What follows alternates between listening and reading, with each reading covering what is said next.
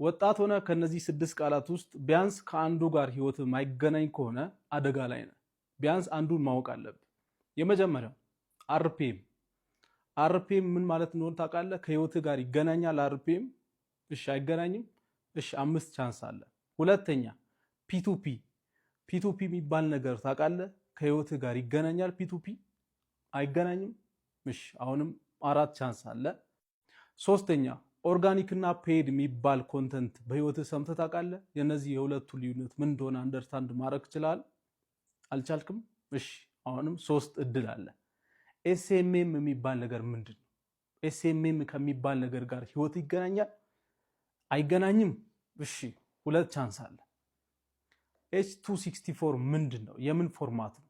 ኤች264 የሚባል ነገር በህይወት ኮምፒውተር ላይ ወይ የሆነ ነገር ስታደርግ አይተህ ታውቃለህ? ይሄ ነገር ከህይወት ጋር ይገናኛል?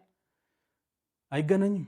እሺ አንድ የመጨረሻ ቻንስ። ይሄን ቻንስ ሁላችሁም ታውቃላችሁ፣ መጠቀም ትችላላችሁ። ኢንተርኔት የሚባል ነገር ታውቃለህ? እርግጠኛ ነኝ ታውቃለህ። ምክንያቱም አሁን ይሄን ቪዲዮ እያየ ያለው ኢንተርኔት የሚባል ነገር በማወቅ ነው።